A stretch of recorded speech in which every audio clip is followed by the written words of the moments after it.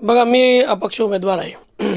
मी जरी युतीला पाठिंबा दिला असेल, महायुतीला पाठिंबा दिला असेल, तरी तालुक्याचं आणि मतदारसंघाचं राजकारण मला बघून शेवटी मी वेळेवर निर्णय घेईल. मी आजच काही निर्णय घ्यायला कोणाचं बंधनकारक, मला काही बंधनकारक नाही आहे. आणि जळगाव जिल्ह्याची रायगड लोकसभा मतदारसंघाची परिस्थिती बघितली तुम्ही, तर आत्ता ही निवडणुकीमध्ये ज्या पद्धतीने उमेदवारी घोषित केलेल्या आहे, म्हणजे भाजपाने जे उमेदवार डिक्लेअर केलेले आहे, ती यादी बघता पूर्ण सगळीकडे गोंधळाचं एक वातावरण आहे. कारण रावेरची जागा राष्ट्रवादीने सोडून घेतली. एकाच कुटुंबामध्ये दोघं लोक एकाच कुटुंबात आहे. कुटुंब एक आणि पक्ष अनेक, अशा पद्धतीची चर्चा ग्रामीण भागात चाललेली आहे.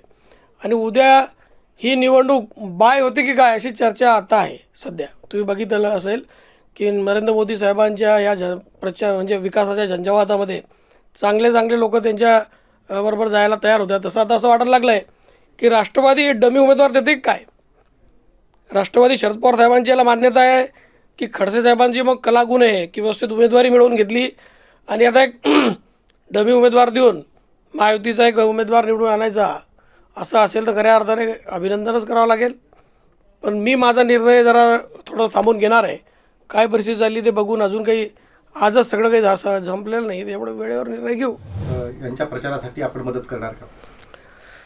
बघा, प्रचाराचा विषय जसा खडसे साहेब महाविकास आघाडीचा प्रचार करतील, म्हणजे ज्या पद्धतीने करतील, ज्या ढंगाने करतील, त्याच ढंगाने मी महायुतीचा प्रचार करेल. खडसे साहेबांचा प्रचाराची जी पद्धत असेल तशीच पद्धत माझी पण असेल. मी पण तसंच महायुतीचा रावेर लोकसभा मतदारसंघामध्ये प्रचार करेल. मदत राहील का? तुम्हाला सांगितलं ना, तुमच्या लक्षात येत नाही मी काय बोलतोय. खडसे साहेब राष्ट्रवादीच्या उमेदवाराला किती मदत करतात ताकदीने, तशीच ताकदीची मदत माझी भाजपच्या उमेदवाराला असेल. आता एकीकडे चर्चा अशी आहे की रक्षा खडसे यांच्या विरोधात पहिले यापूर्वी एकनाथ खडसे हे उतरणार होते, मात्र आरोग्याचं कारण देऊन त्यांनी ही उमेदवारी नाकारली. त्यानंतर आता रोहिणी खडसे यांना कुठेतरी उमेदवारी मिळणार अशी एक चर्चा आहे. तर दुसरीकडे काही अन्य नावं देखील समोर आली आहेत. बघा, हे सगळ्या कपोलकल्पित विषय आहे. जोपर्यंत उमेदवार आता राष्ट्रवादीचा डिक्लेअर तोपर्यंत आपण काही बोलू शकत नाही. आणि मी जे पहिला बोललो त्याच्यावर मी कायम आहे. मी आवाजही आपल्याला सांगतो की हे सगळं बाय दिल्यासारखं प्रकरण आहे. मागच्या वेळेसही काँग्रेसच्या माध्यमातून असंच झालं होतं. आजही राष्ट्रवादीने जागा मागून घेतलेली आहे आणि मागून घेऊन स्वतःची उमेदवारी पुढे करून कुटुंबालाच उमेदवारी दिली. कुटुंबातली उमेदवारी दिल्यावर स्वतः माघार घेतलेली आहे.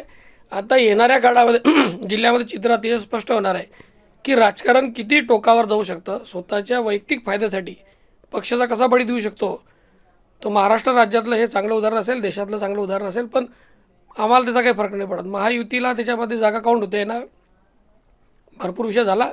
पण जे निष्ठेच्या गप्पा मारता, जे तत्त्वाच्या गप्पा मारता, जे पक्षाच्या गप्पा मारता, ते कशा पद्धतीत पक्षाला किंवा त्या पक्षाचा उमेदवाराला बळी देण्याचा प्रयत्न करता, याच्यातून चांगलं उदाहरण देशासमोर जाणार आहे. आता माझी काही कोणाची चर्चा करण्याची मानसिकता नाही आहे. येणाऱ्या निवडणुकीमध्ये मी अपक्ष उमेदवार होतो, त्याच्यामुळे मी कोणाच्या बंधनात नाही आहे. येणाऱ्या निवडणुकीमध्ये पण मी माझ्या पद्धतीत नियोजन करेल. हे निवडणुकीचं नियोजन बघून असं वाटतं सर्वसामान्य साधारण कार्यकर्त्याचं नियोजन राजकारण नाही. जे 2-2, 3-3 पक्षावर निष्ठा ठेवता अशा लोकांचंच राजकारण आहे. जे निष्ठेने चालता, जे मागे उभे राहता, जे तुम्ही सांगितले शब्द प्रमाण मानता, अशा लोकांचं राजकारण राहिलं आणि अशा लोकांना दुर्लक्ष केलं जातं. कोणासाठी विमान पाठवलं जातं, कोणासाठी काय पाठवलं जातं, आणि जो खरा कार्यकर्ता आहे त्याच्याकडे दुर्लक्ष केलं जातं. एवढंच मला या निमित्ताने बोलावं असं वाटतं आहे.